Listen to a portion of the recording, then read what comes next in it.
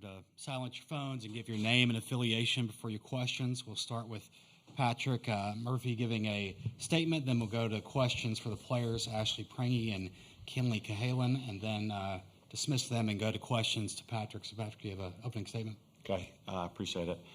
Just, they came up with some really big hits, and I think one of the key stories was our opportunity in the first inning, and we didn't cash in. First and third to no outs and 3, 4, 5 up to bat, and we have to get some run, something there, because it was a really good start, and then it kind of deflated us. But I was really glad we got 15 people in the game. They got some experience on this field. Some good highlights. Marley's pinch hit home run, and Cahalan showed some guts and some grit, getting that key hit with 2 outs. That extended the game because we could have folded our tent right there, and we fought some more. So I was pleased with the 5th and 6th inning. Sure. Questions for players? Anybody? Sure. Second row left. Kenleigh, Tennessee College, Title Illustrated. You had a great game, but I'm going to start off a little bit with the first inning. Just how much of a gut punch was that for y'all to strand those 2 runners in the first, and how were you able to rebound from that? Well, it was tough, but I knew that our team has grit and everybody believes in one another, so I knew we were going to come back at some point and score runs when we needed them, and so we just kept fighting. All right, we'll go third row left. Matthew Gibson, Bama Central. Ashley, 3 errors for you today. How do you bounce back after a tough game in the field like that? I think just having full faith in my teammates because, it is a game of failure, and it's all about how you overcome on any given day in any play.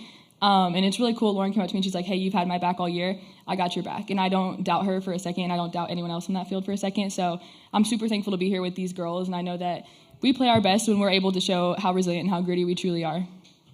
Second row left.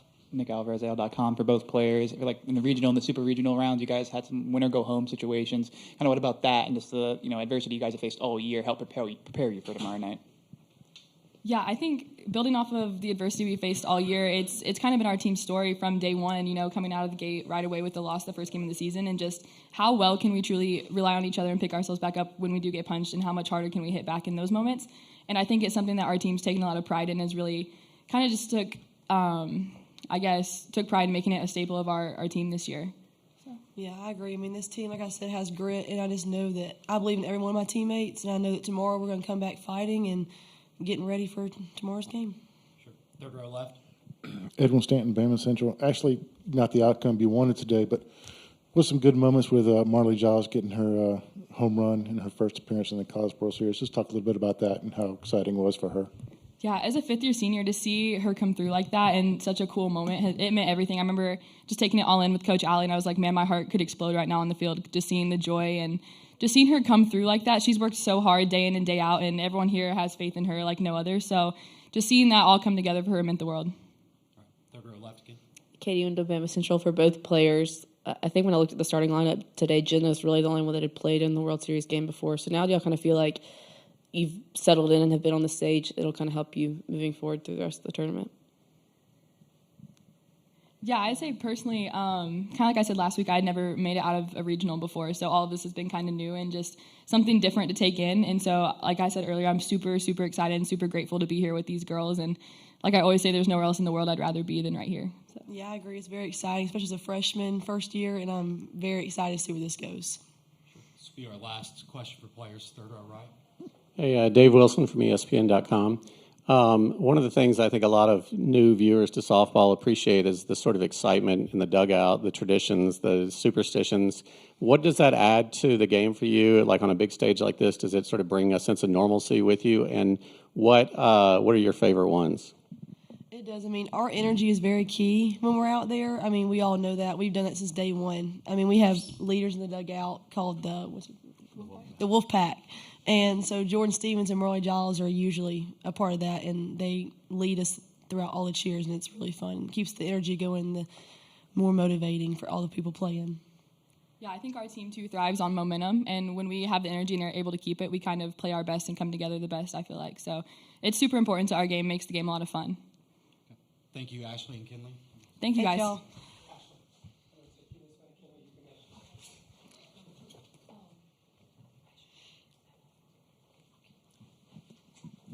Questions for Patrick. Second row left. Pat, Jayla came in and I think had only given up 2 runs over 30 innings in the NCAA tournament so far.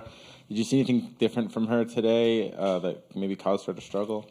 I'm not sure. I know the home run to the lefty was too good of a pitch. I watched the replay on the scoreboard, but other than that, I'm not sure because I thought her velocity was really good at the beginning of the game, and it was the 2-out rally that killed us when we went up there as well. And in the SEC tournament, they had a huge rally with 2 outs, and bases cleared 2 outs. It wasn't like 2 people on and we got 2 outs. There was nobody on, so they got a thing going there with 2 outs. We need to stop the bleeding, and it happened to us up there in Fayetteville, and it kind of happened again today.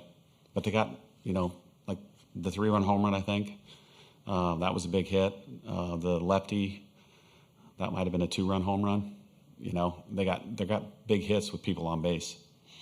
Front row left. Chase Goodred, Tuscaloosa News. Coach, apart from the missed chance in the first inning, were you pleased with the offense, especially given how talented Tennessee's pitching is? Yeah, well, one of the best stats was we only had 2 Ks, one by a starter, one by a pinch hitter. And when we faced Miss Rogers up there, I think we had 8 or 9, and only 1 against her this time. So I thought that was a big win. We were putting the ball in play.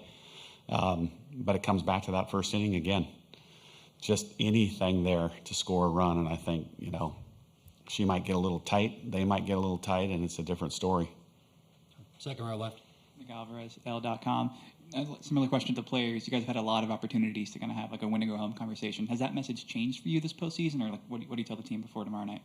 Say that again, I'm sorry. Has the message changed in the kind of the winner-go-home scenarios with the regional and the super regional, and does that change for tomorrow night? No, afterwards, the coaches said their thing, and then Montana said, look, we've been here before. Twice. Supers and regionals, because it was MTSU, it was winner go home, Northwestern, winner go home. So we've been in this situation, so it's not a big deal. So it shouldn't be like this nervous, that's probably the way it has been written for this team, to make it the hard way. So we have to play better defense. We have to get a good start from a starter. And then obviously the third thing is the key hit, and we need to do that early. Sure. Third row left. So I thought our at-bats got better as it came along, Matthew Gibson, Bama Central. Coach, Kenleigh Cahalan had a big catch in the 5th inning, too, along with the 2 hits. Just talk about the poise and confidence you have with her as an 18-year-old freshman. Yeah, she should probably be graduating high school about this weekend in Hewitt-Trussville. She's very, very steady. She's not a emotional kid, as you could kind of tell, very even-keeled. Doesn't get too high or too low, and for an 18-year-old, that's pretty good, especially for a hitter, baseball, softball. The best hitters to me are the ones that, they can go 0 for 7 and they know that they're due. Not that they're 0 for 7 and I stink. She knows that she's due. And, that was a 2 out. I think it was 2 strikes as well.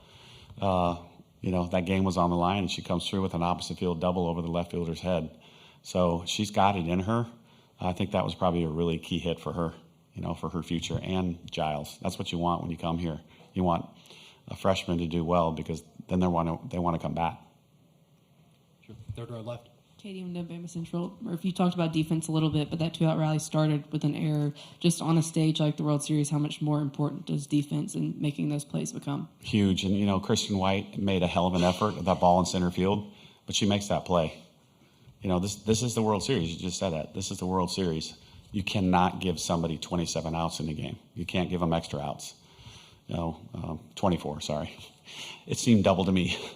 You can't give extra outs. And the margin of error is so slim. We've talked about this. You just have to play clean the whole time.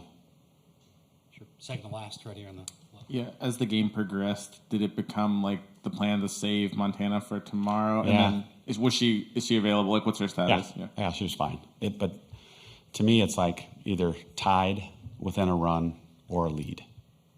So I'm not sure what's going to happen tomorrow, but today that would have been the deal. Last question right here. I was speaking with Kayla earlier today, and she says when playing for you, it's just you don't feel pressure in those big moments. How do you create that relationship with players to get them to be so comfortable in kind of those huge moments where they just feel like they're playing a game? You have to get them to realize and believe that it's person first, athlete second. Everything we do. So it doesn't matter if they go 0 for 4 or 4 for 4. I'm still going to love them. And they have to realize that. When they truly understand that I have their best interests at heart in all things, they're good to go. They're not worrying about if they fail. They're not worrying about if they strike out. They can look down to first base and third base, look at both Allison and myself, and say, they're good with me whatever I do here. I don't have to worry about them. And I'm hoping that that's how they feel, because it's true. I also want to say thanks so much for all the Alabama media, and you, for being here, though. That's awesome. I'm really proud to be here with you guys, so thank you very much. And Jill, I appreciate you representing the SEC as well. Thank you, Patrick. Yep. We'll see you tomorrow.